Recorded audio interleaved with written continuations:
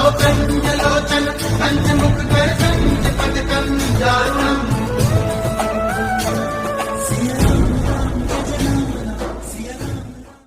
महाराज जी के आज के विशेषांक में रक्षा सूत्र परिवार के सभी सदस्यों का हार्दिक स्वागत है।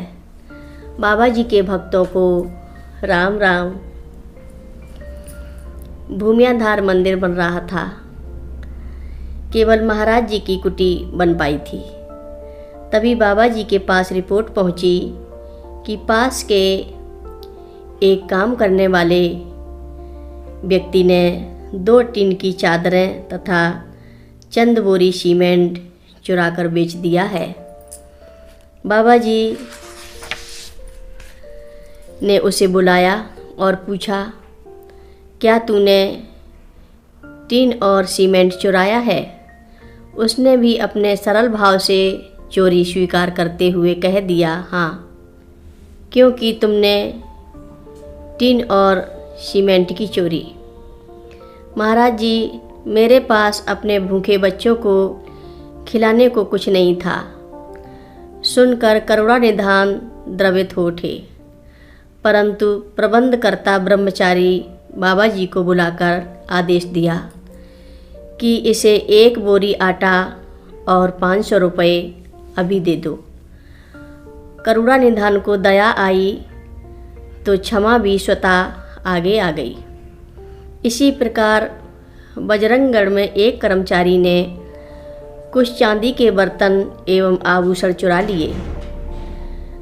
तत्कालीन प्रबंधकर्ता ने तल्लीताल नैनीताल थाने में रिपोर्ट लिखवा दी।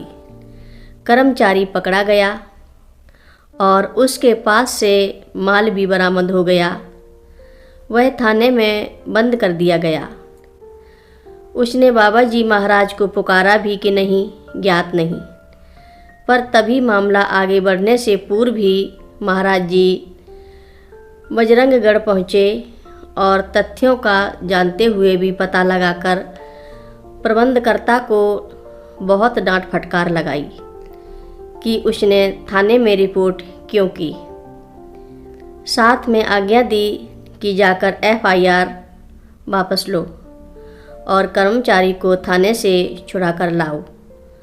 और जब वह आ गया तो उसे न केवल वे बर्तन और आभूषण दे दिए, वरन उनके मूल्य के समान रुपए और भी देकर विदा कर दिया।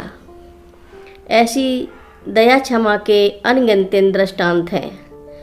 वैसे भी जितने भी शरणागत आश्रित बाबा जी महाराज के पास आते रहे, सभी ही तो कुछ न कुछ छोटे बड़े न्यून जघन्य अपराधों के कर्ता होते ही थे, जिनमें मैं स्वयं भी प्रमुख ही था और मूलगत प्रवृत्तियों एवं स्वभाववश प्रारब्ध तथा परिस्थितियों के प्रभाव में पुनः पुनः वैसे ही गुनाह कर बैठते थे। तब भी सभी ही महाराज जी के दया क्षमा के पात्र हो जाते। बाबा जी का तो एक ही भाव होता, मेरा नाम ले रहा है, मेरे पास आया है, कैसे छोड़ दूं। इसी भाव का कैसा खुला निरूपण है रामचरितमानस में। रहत न प्रभु चित्त चूक किए की, करत सुरति सय बार हिए की। जय अघ वाधे व्याधि इमवाली, फिर सुकंठ सोई कीन कुचाली। सोई करतूत विभीषण केरी, सपने हूँ सोना राम ही हेरी। परंतु साथ में महाराज जी द्वारा ऐसी दया क्षमा विभीषण सदृश शरणागतावस्था में ही सुलभ होती थी, अन्यथा कर्म दंड तो मिलते ही थे, चाहे जिस रूप में मिलें। और महाप्रभु भी यदा कदा चेटक दिखाने में नहीं चूकते थे। चेटक दिखाने की एक लीला याद आ गई।